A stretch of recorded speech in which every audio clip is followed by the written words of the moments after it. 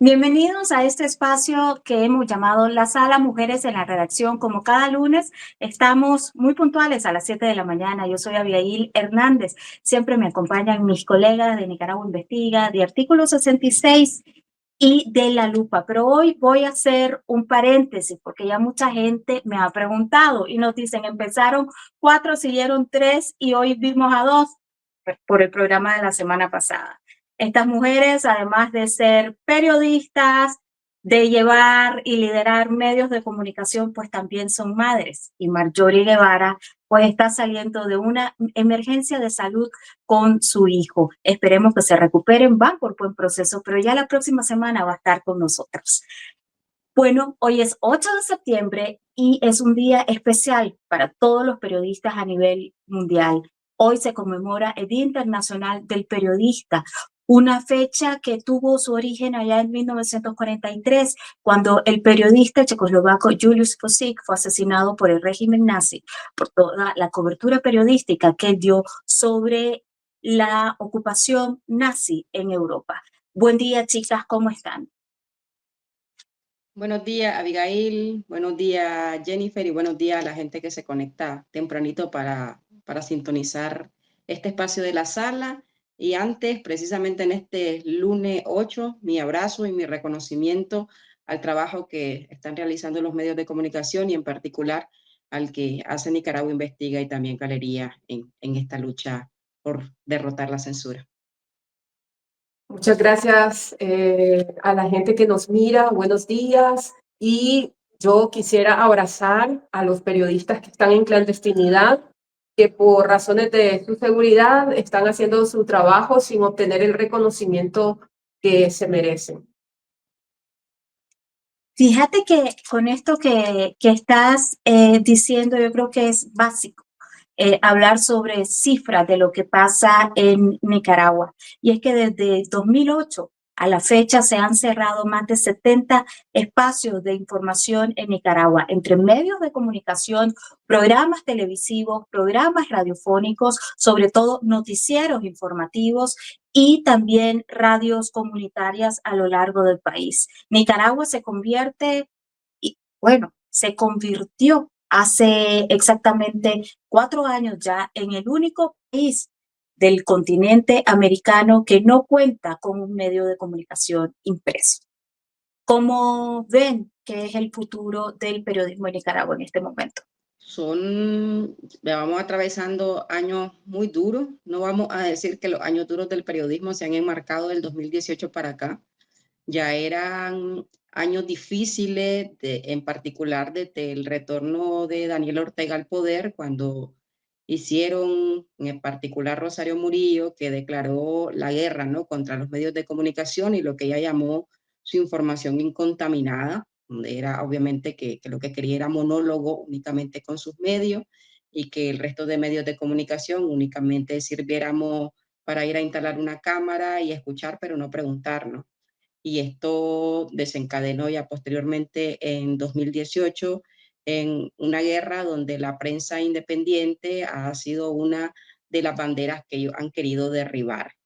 Son años complejos, años de una lucha muy difícil, años de muchos reveses también en cuanto al periodismo, según los últimos recuentos de organizaciones que llevan estos números, ¿no? Ya son 289 periodistas en el exilio. Es un número muy alto si tomamos en comparación con el volumen de Nicaragua, pero un periodismo confiscado, un periodismo que está trabajando con las uñas, pero también es un periodismo que resiste. Valorar también lo que mencionaba Jennifer, del trabajo que se está haciendo desde Nicaragua, con periodistas sin rostro, periodistas sin nombre, periodistas que también, muchísimos de ellos desde el exilio, por el temor que hay hacia sus familiares en Nicaragua, tienen que permanecer todavía bajo clandestinidad, incógnitos, donde no pueden tener ningún reconocimiento a su trabajo y donde también estos años hemos visto un temor tan grande que se ha tenido que imponer una autocensura y que también esto está afectando. O sea, Nicaragua no tiene un diario escrito de circulación nacional. La prensa era lo último que nos quedaba y la prensa también fue confiscada, toda su redacción en el exilio. Y esta historia se ha repetido con decenas de periodistas también, algunos que hasta han estado en prisión por ejercer su derecho a informar y que aún tenemos periodistas bajo desaparición forzada, como el caso de Fabiola Tercero. Son años complejos donde lo único que queda es resistir en la medida de lo posible, donde sabemos que puede haber todavía más bajas de las que tenemos en los equipos de redacción y donde se está haciendo un enorme esfuerzo para que la ciudadanía, aunque estemos operando desde el exilio, todavía pueda conocer los casos de corrupción, los ilícitos, esas fragmentaciones, esas purgas internas dentro del Frente Sandinista y que si no fuese por este esfuerzo que se está haciendo, pues no habría oportunidad de que se conociera, pero debemos de reconocer que han sido golpes muy fuertes, golpes muy bajos, con el objetivo de exterminar a la prensa independiente. Imagínate que es sumamente riesgoso para una persona común decir cualquier cosa, pequeña o grande, tienen miedo. ¿Cómo será para nosotros que damos la cara, que estamos expuestos al escrutinio del oficialismo, al escrutinio de la dictadura, que te mande a perseguir, que te mande a vigilar, que sabe quién sos? Y para nosotros hacer este trabajo es un sacrificio sumamente enorme. Nosotros podemos proteger a nuestras fuentes. Cuando nosotros accedemos a información de estas fuentes que nos piden el anonimato, nosotros le entregamos ese anonimato, pero nosotros tenemos que dar la cara. Y yo estaba leyendo una premisa en marketing que dicen que lo que es de fácil acceso no se valora. Por eso, si te fijas, las grandes marcas ponen precios sumamente altos para que sea muy poca la gente que pueda acceder y eso le da más valor. ¿Qué significa esto? Que la gente no valora lo que tiene en el día a día. Por eso a veces al periodismo o cuando nosotros contamos qué está viviendo el periodismo, las vistas se caen, a la gente no le interesa saber cuáles son los riesgos que estamos corriendo por hacer esto. Pero una vez que no tienen la información es cuando se empiezan a dar cuenta de lo importante que es que hayan espacios para que ellos puedan denunciar que les apresaron a un familiar, que les asesinaron a alguien, que les confiscaron, que les robaron, que los amenazaron. Si no existen estos espacios de denuncia, nunca se va a conocer y por tanto no va a quedar documentado y no se va a aspirar más adelante a la justicia. El trabajo del periodismo creo que debe de verse por ahí, ¿no? Nosotros a veces leemos comentarios de la gente que nos dice, pero diseñen una estrategia, derroquen a la dictadura. Ese no es el trabajo del periodismo. Desafortunadamente, tienen que ir a pedir eso a gente que se dedica o que tiene por oficio la política. Nosotros tenemos el trabajo de documentar, que no es nada sencillo, como ya les decimos, que es un trabajo a riesgo de muerte, y tenemos que abrir espacio para que las diversas voces puedan ser escuchadas. Y creo que ese trabajo, a pesar de lo complejo que ha sido, ya Marlene lo ha descrito perfectamente, se ha hecho como se ha podido. Quizás no es perfecto porque en este contexto no se puede hacer todo lo que se debería de hacer, pero se han hecho esfuerzos enormes y creo que se deben de valorar.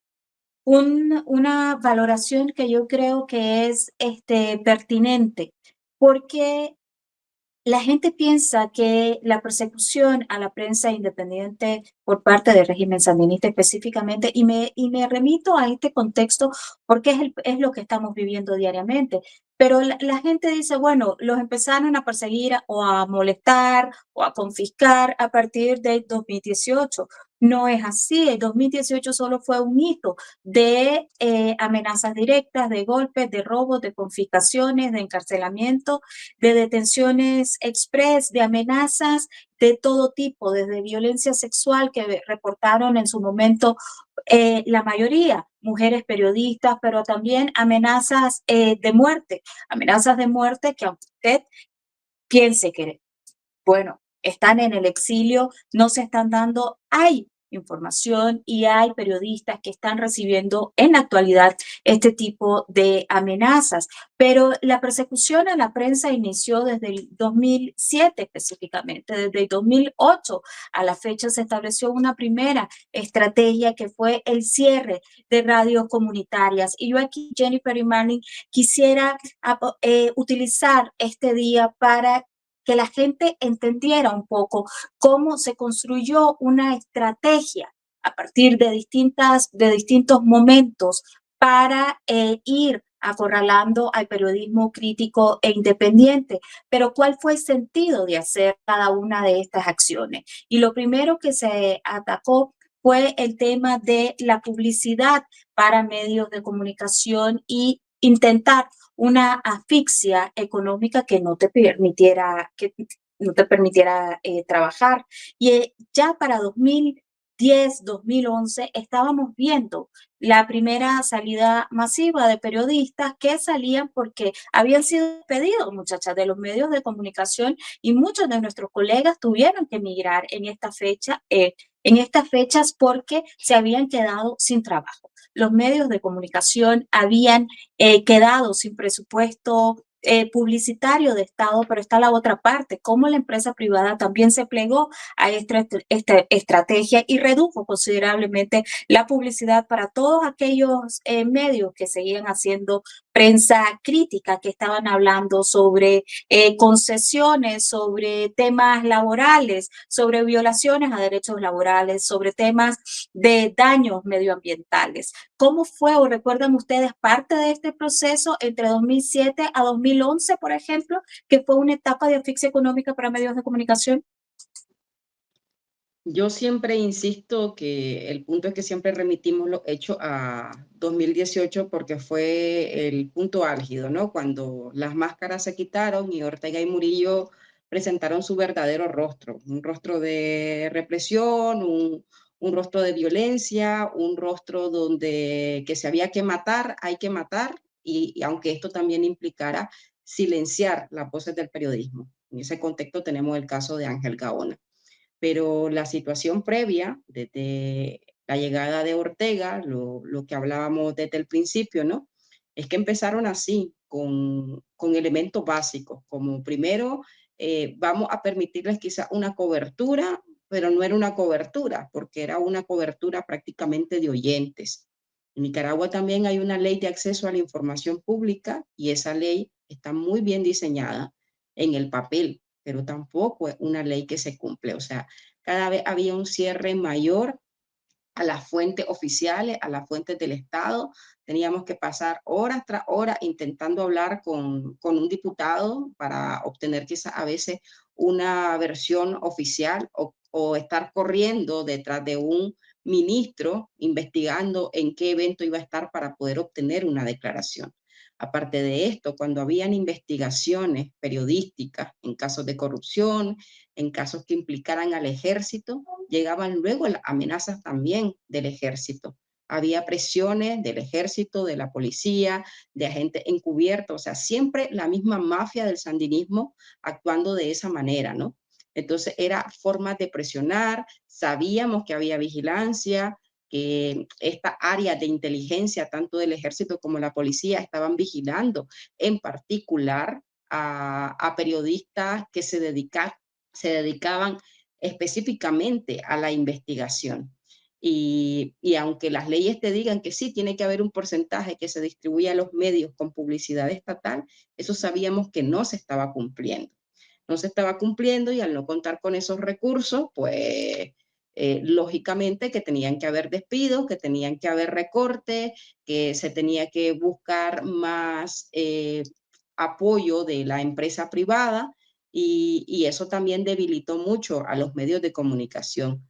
No te puedo hablar si eso nos afectó a nosotros, porque nosotros en artículo 66 empezamos en noviembre de 2017.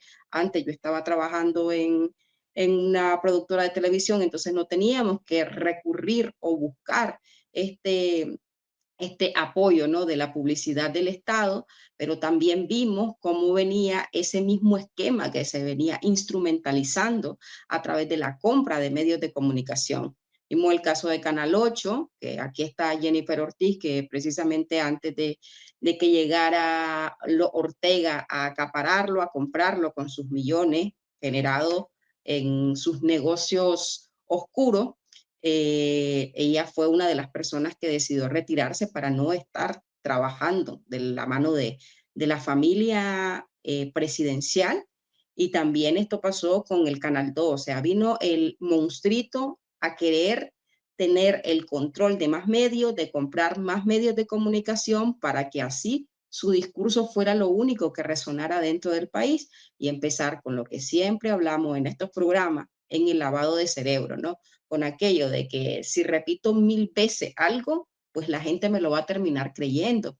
Y esa ha sido la política que ha venido implementando el régimen de Daniel Ortega y Rosario Murillo.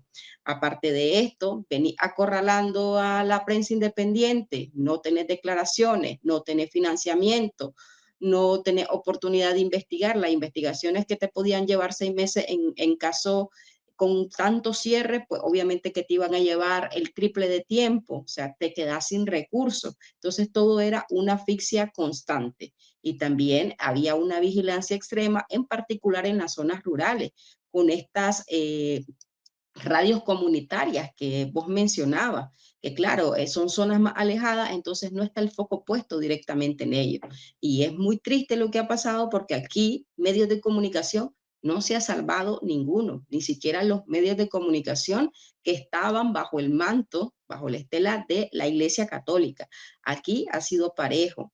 Robos, confiscaciones, desplazamientos forzados, cárcel, desnacionalizaciones para más de una decena de periodistas y que una persecución que tampoco cesa, porque actualmente la continuamos experimentando y sabemos que nuestros familiares también dentro del país, pues asumen un riesgo por estar ahí, por el trabajo que nosotros realizamos, en particular los que aún damos la cara.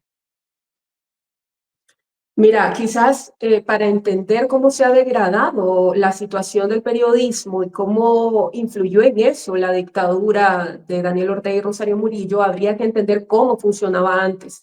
Yo empecé formalmente en el periodismo en julio de 2006 y todavía agarré, como decimos popularmente, el colazo de la administración Bolaños, que no era perfecta porque todos los gobiernos pueden tener algo que cuestionarse, pero en términos de atención a la prensa, creo que trataban de trabajar bastante bien. Nosotros, los periodistas, teníamos acceso a las conferencias de prensa de la presidencia sin ningún tipo de excepciones. Ahí llegaba el equipo periodístico de Canal 4, de Radio Ya y de todos estos medios sandinistas. Bueno, aunque en ese momento la verdad eran solamente esos dos, eran Canal 4 y Radio Ya, no existían otros. Ese conglomerado de medios que nosotros vemos ahora, que tienen no sé cuántos canales de televisión, no sé cuántos medios digitales, etcétera, eso lo construyeron a partir del dinero del Estado al que tuvieron acceso una vez que llegaron al poder. Lo único que puede explicarlo es eso, porque antes no tuvieron medios de comunicación. De hecho,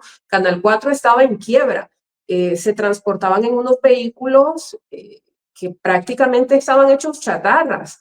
Y es porque no tenían recursos y tenían que obligar a empresarios sandinistas y a gente del sandinismo a que colaborara para que el medio siguiera funcionando, tanto ese como el Radio Ya. Pero el asunto es que todos teníamos acceso a las conferencias de prensa de presidencia, de los ministerios públicos, teníamos los números de teléfono, los correos de los encargados de prensa de las diferentes instituciones, teníamos los números telefónicos de diputados, de funcionarios, etcétera, y nosotros podíamos llamar y pedir una entrevista, y nos daban la entrevista, incluso cuando eran temas controversiales que iban a jugar en contra del funcionario, el funcionario se atrevía a hablar por aquello de que si hay una cuestión pública que te está afectando tu imagen, tenías que ir a decir algo. Eso era lo que se entendía. Y si eras funcionario, tenías el deber. Yo me acuerdo, Marlene y Abigail, que cuando cambia el gobierno, la dictadura de Ortega, que en ese momento se esperaba que por toda la presión que había habido y demás, y que estaban en otros tiempos, tratara de funcionar como una democracia, aunque sea en su mínima expresión, pero no fue el caso. Sin embargo, hicieron un evento de toma de posesión de todos los ministros en el Olof Palme y a mí me tocó esa cobertura. Yo recuerdo que osadamente, porque tuve unos mentores que me orillaban a ser osada, ahora ya me moderé un poco más, pero en ese momento yo osadamente me fui en algún momento al área donde estaban todos los ministros y yo rápido les pedí sus números y logré apuntar unos 10, 12 ministros. Me sacaron, lógicamente, me expulsaron de ahí, o sea, del lugar, me dejaron cubrir al lado donde estaban los periodistas, pero yo ya estaba feliz porque yo tenía esa lista. Entonces me acuerdo que fuimos de los pocos medios de comunicación que logramos entrevistar a funcionarios de Daniel Ortega que estaban entrando a sus funciones. Pero muy pronto ellos ya me dejaron de contestar. Yo los entrevisté, me acuerdo, nunca se me olvida uno de ellos que era el funcionario, el director de la Lotería Nacional, porque me acuerdo que fue una cobertura de un turno que tuve el fin de semana y fue uno de los últimos que entrevisté. Luego los funcionarios me dejaron de contestar porque ya Rosario Murillo había girado la orden de que todo iba a ser controlado por ella y así siguió hasta que empeoró. Entonces los medios de comunicación de pronto ya no nos dejaban entrar. Yo me acuerdo que una vez fui a una cobertura sobre resultados electorales que iba a dar Roberto Rivas en la sede central del Consejo Supremo Electoral y a mí no me dejaron entrar a todos y de hecho me acuerdo que me llama mi directora de prensa y me pregunta que cómo iba la situación y yo le digo, mira, no me dejaron entrar. Y solo nos dejaron entrar a medios que no somos alineados con el sandinismo, de ahí todos entraron. Y estaba una muchacha periodista que trabajaba para Telesur, que es una cadena de izquierda, y me dice ahí, o sea, me empieza a gritonear en mi llamada, o sea, se metió en mi llamada, absurdamente, porque yo no estaba hablando con ella, y empezó a decir, mentirosa, que a toda a mí tampoco me dejaron entrar, a ella no la habían dejado entrar porque ella llega tarde. Entonces lo que andaban haciendo era confirmando sus datos, pero luego llegó el señor y la dejó pasar a ella y a mí no. Ahora ella tuvo que salir del país y su hermana, porque eran gemelas, creo, si no estoy mal. El asunto es que ahí empezó la situación y nosotros estamos en esto que vemos ahora, donde no es posible cubrir. A veces la gente no exige, ¿por qué no confirman esto? ¿Por qué no? Porque es imposible, gente. Si nosotros pudiéramos hacerlo, y si fuera tan fácil, les aseguro que estaría la información. El caso de Lenín Serna, por ejemplo, que ha sido toda una situación ahí de enredos, la gente nos ha cuestionado, pero ¿qué pasa? ¿Por qué ustedes mienten? No, no es que estemos mintiendo, es que hay un enredo de información y es muy difícil, o sea, tener las fuentes ahorita es muy difícil. Lo que sí apelo a la gente es que use la lógica. Si apresan a Bayardo Arce y a todo el Círculo de Hierro, y yo soy Lenín Serna y conozco quién es Rosario Murillo y es mi enemiga, yo no me voy a quedar esperando ahí a que me lleguen a apresar, lógicamente. Pero bueno, la información no se puede basar en eso, lógicamente, pero es lo que podemos hacer y de verdad valoren lo que se puede hacer, porque si no, ustedes mismos no van a conseguir la información. Fíjate que, bueno, como Jennifer, pues yo empecé hace bastante tiempo también y es un hecho, el tema de cómo pedías una información, algo que eh, la falta de autonomía, ¿no? En esta estructura vertical que se instauró desde la llegada. A veces uno iba con un diputado a la asamblea y le decía, ¿me puedo dar una entrevista? ¿Sobre qué? Sobre tal cosa. Déjeme ver, consulto primero y después le digo si le puedo dar la entrevista. Eso fue algo muy común entre 2008 a 2016, podríamos decir. Era así. Tenías que mandar correos que nunca te contestaban, era ya complicado. Ya 2018 ha sido el hito, pero está ahorita Nicaragua en una situación de contraverdad. En 2018 crearon una serie de videos falsos intentando no ubicar de determinadas maneras piezas para negar, por ejemplo, los jóvenes, los datos sobre personas jóvenes asesinados durante las protestas, también montajes sobre las desapariciones que estaban siendo reportadas por familiares de chavalos que no los encontraron. Recientemente se ha dado un informe y se está empezando a hablar aún más de las desapariciones de personas desde 2018 a la fecha. Y señalo esto porque estamos viendo una serie de temas que los medios de comunicación que todavía estamos en pie, estamos haciendo el intento de abordar estas agendas, pero se vuelve complicado en un país donde no hay acceso a la información, pero además hay un temor interno importante sobre el tema de inseguridad.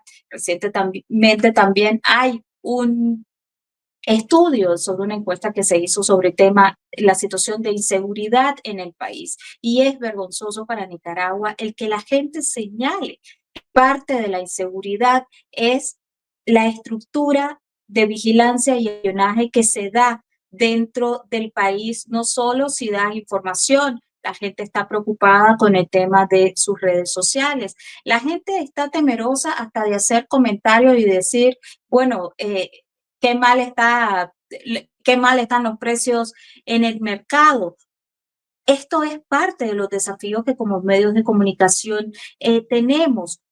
¿Cuál creen ustedes que es el balance que podemos hacer 7 años después de la extrema censura que hemos estado enfrentando? Todavía hay prensa independiente haciendo periodismo, todavía hay información que está saliendo, todavía hay confiabilidad de la ciudadanía nicaragüense en los medios de comunicación independientes y críticos. Pero ¿cuáles son también esas lecciones que debemos de aprender para seguir venciendo el cerco informativo al que nos enfrentamos todos los días, muchachos? Porque año con año, para un periodista nicaragüense se vuelve más difícil aún hacer este periodismo. Con lo que mencionabas de los temores de la ciudadanía, es comprensible. La dictadura también ha diseñado un esquema legal para perseguir a cualquier nicaragüense. Tenemos una ley de ciberdelitos que por cualquier comentario que la gente haga, ya tenemos muchas personas, inclusive, que han pasado por la cárcel, violándoles todos sus derechos por por comentar un comentario X, una cosa muy básica, pudieron haber escrito en sus redes sociales y por esto los persiguieron y los encarcelaron. Pero frente a este escenario que estamos viviendo en Nicaragua, creo que una de las alternativas es que los que nos consumen, esa audiencia que está ahí, que confíen. Lo que les pedimos es que confíen en los medios de comunicación independientes, que pueden brindarnos la información y que su identidad va a ser protegida, que no queremos exponerlo y que esta es la única manera que nosotros tenemos para poder continuar haciendo nuestro trabajo, porque desde fuera, desde el exilio, es cada vez más complejo realizar periodismo, pero también estamos con la meta de que vamos a continuar haciéndolo, pero no lo vamos a poder lograr sin el apoyo de esas personas que están dentro del país y que pueden ver en nosotros ese espacio de denuncia para que la situación de Nicaragua no quede en el olvido y que más adelante pueda haber un cambio. En estos años también podemos ver como un triunfo esa audiencia que está pendiente del trabajo que está haciendo la prensa independiente. O sea, por más engranaje, por más conglomerado de medios de comunicación que tenga el aparato del Estado, no tienen el alcance ni el nivel con el que se está consumiendo la información que estamos proporcionando la prensa independiente. Y esto es un mensaje, que su discurso es solo de la boca para afuera y que a lo interno no se lo están comprando ninguno. O sea, únicamente esos grupos que ya sabemos que tienen beneficios extras o beneficios a través de la corrupción son los que intentan hacer el circo para el régimen. Y también destacar el hecho que la prensa independiente está resistiendo desde hace años a una campaña de desprestigio, de intimidación, de hostigamiento, en el que las mujeres también han sido golpeadas. O sea, que hay casos de mujeres periodistas que han sido amenazadas con violación por ejercer su trabajo. También, o sea, tenemos en este equipo a Jennifer Ortiz, que una constante, ¿no?, de violencia de género por parte de propagandistas del Estado como Absalón Pastora, Stalin Vladimir, que la cuestionan ya no solamente por su trabajo, sino que ya se meten en otros terrenos que no deberían de pasar al terreno de lo físico, por ejemplo. Entonces ahí ves que la situación se está complicando cada vez más, pero que pese a esa amenaza, es un periodismo que se mantiene firme porque seguimos informando pese a todas estas trabas que estamos encontrando en el camino. Fíjate que yo quisiera señalar dos cosas. Primero, que uno de los grandes parámetros para darse cuenta quién ha tenido éxito y quién no, porque Rosario Murillo ha diseñado toda una estructura multimillonaria que, por supuesto, paga con recursos del Estado para establecer medios de comunicación que vendan su discurso, que promuevan su imagen. Es más, hay medios tan, de verdad, a mí dejan mucho que desear, hacen una muy mala propaganda, por cierto, como Prensa Popular, como Lo Top Digital, que hasta hacen un retoque, un Photoshop extremo de los dictadores que ni siquiera se distinguen que son ellos. Y a pesar de que está establecida esa maquinaria, usted va a los números. Nosotros en Nicaragua Investiga hicimos el ejercicio. Empezamos a revisar una semana completa de las transmisiones que hace Rosario Murillo, de sus mensajes a mediodía, y los videos tienen 80 reproducciones, 120 reproducciones, 800 cuando mucho, no llegan a las 1000 reproducciones la mayoría de las veces. Y nosotros vamos a revisar los otros medios y vemos Café con Voz con una media de reproducción de 15.000 reproducciones por video, Artículo 66, 20.000, 30.000, Darío Medios. Nosotros mensualmente acumulamos entre 3.5 y 4 millones de reproducciones y por ahí andan también los otros medios independientes, entiendo, incluso más, 100% Noticias, Confidencial.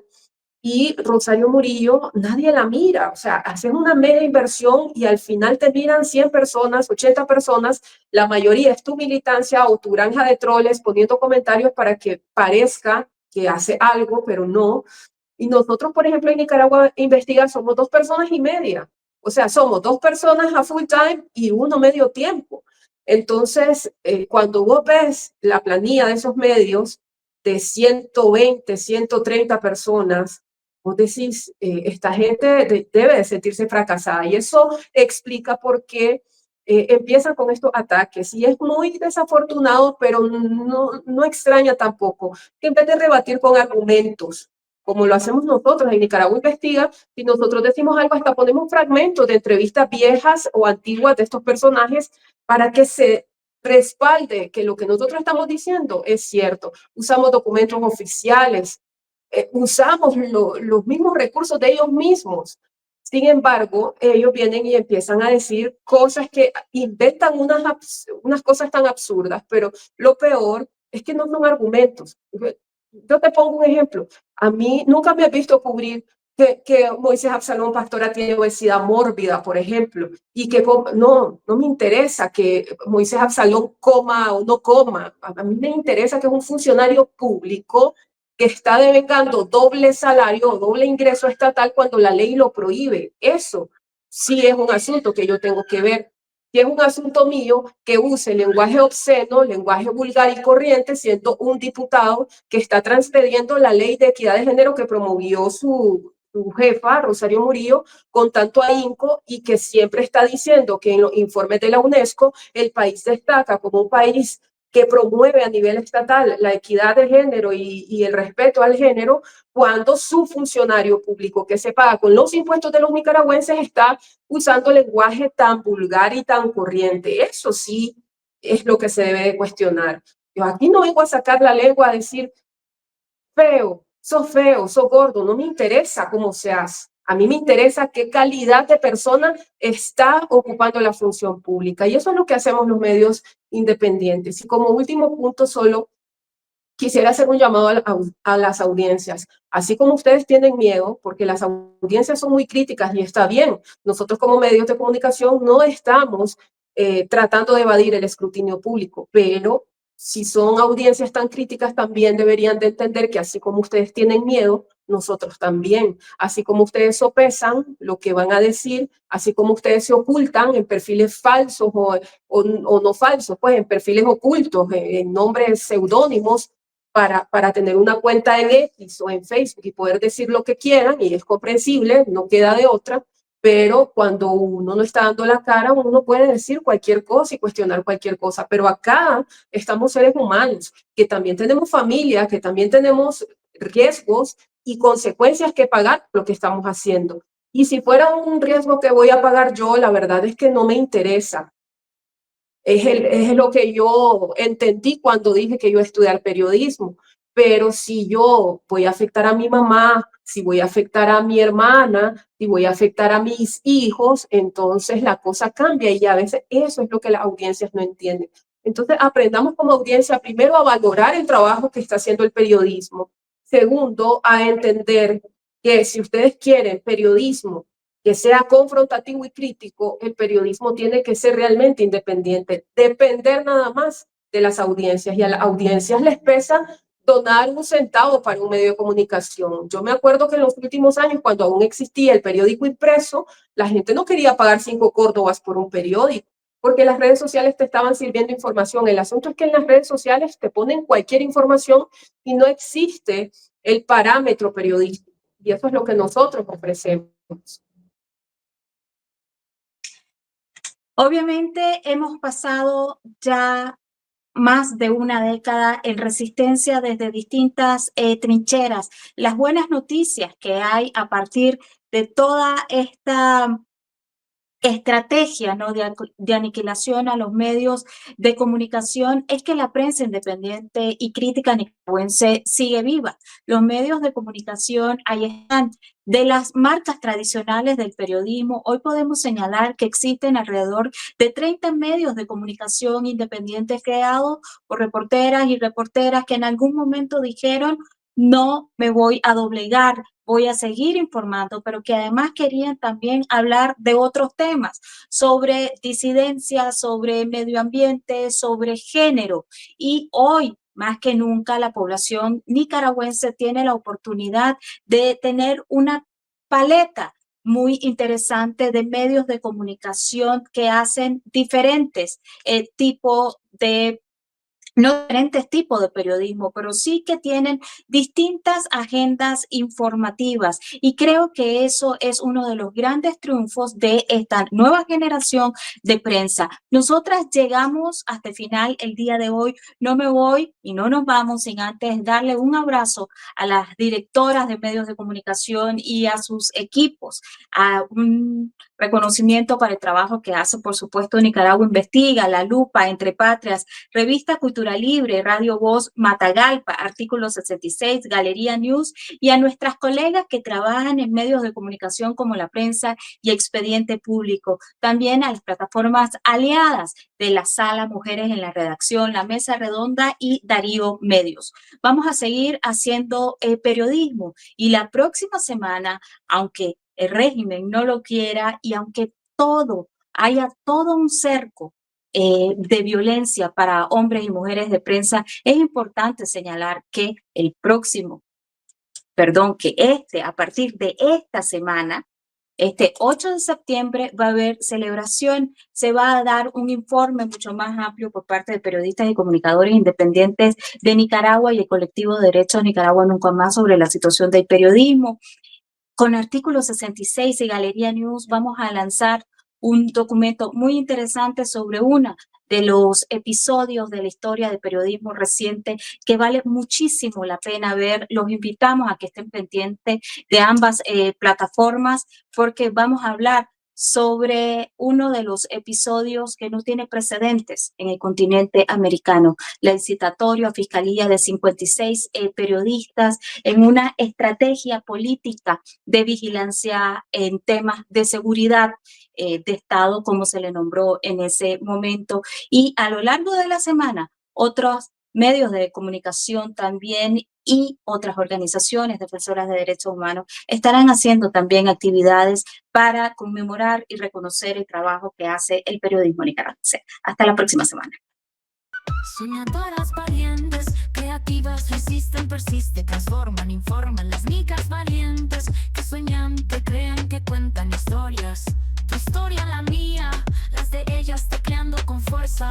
Se aferran a la verdad por contar el mundo a pesar de la adversidad, pues ellas mismas han vivido la desigualdad. Las periodistas y comunicadoras nicaragüenses han sido pilares fundamentales para la inclusión de historias y voces que no siempre estaban en los grandes medios. Ellas que desde muy jóvenes soñaban con contar el mundo que las rodeaba y hoy asumen el reto de hacerlo con valentía y determinación. Mi interés es social. Soy de un pueblo donde habían muchos vacíos de comunicación, educación, estereotipos y machismo. Creo que comunicando podemos influenciar en la sociedad de manera positiva, produciendo historias relevantes y resilientes. Y yo sabía que tenía el toque para hacerlo. Me gustaba interactuar con las personas. Desde niña me apasionaba la lectura y estar informada. Es una decisión que nace desde mi niñez y siempre tenía como referencia el trabajo que hacía la periodista María Lili Delgado. Verla en cobertura me animaba a seguir sus pasos. Las periodistas y comunicadoras nicaragüenses se han comprometido con mostrar personas, problemáticas y realidades cotidianas, la violencia de género, denuncias de violaciones a derechos humanos que afectan a grupos vulnerables como el campesinado, la niñez, comunidades indígenas y rurales, la diversidad sexual y más. La comunicación para mí no es solo una profesión, sino un acto de resistencia, especialmente en contextos de crisis. Cada historia que cuento es una oportunidad para generar comunidad, sanar y transformar. Medios de comunicación independientes como La Lupa e iniciativas como La Sala, Mujeres en Redacción, un espacio que aglutina a directoras y fundadoras de medios independientes, al igual que Las Comadres, integrada por 3 medios con perspectiva de género, incluyendo a Agenda Propia y Radio Voz, así como varios informes sobre la libertad de prensa y expresión en Nicaragua, coinciden en reconocer los desafíos particulares que enfrentan las mujeres periodistas y comunicadoras nicaragüenses para hacer su trabajo, entre los que destacan la precariedad económica, la inseguridad relacionada al contexto sociopolítico de dictadura y persecución política que la hace más vulnerables ante la violencia de género, el exilio y la migración. A pesar de cada obstáculo, ellas se han reinventado para seguir haciendo su trabajo y dando su aporte a la sociedad con humanidad, profesionalismo y compromiso. En tiempos de incertidumbre y caos, las periodistas y comunicadoras resisten. No solamente se trata de informar, sino también de transformar, generar cambios a través de historias que tocan profundamente a la sociedad. En tiempos de incertidumbre y caos, las periodistas y comunicadoras persisten ante la adversidad. Su trabajo debe ser reconocido, valorado y apoyado para que prevalezca la inclusión como base para la democracia y el respeto de los derechos humanos. Navegan en redes por la libertad y van por el mundo juntando palabras, atrapando momentos en fotos eternas. En voces que susurran denuncias, duelo, rebeldías, esperanza y humanidad.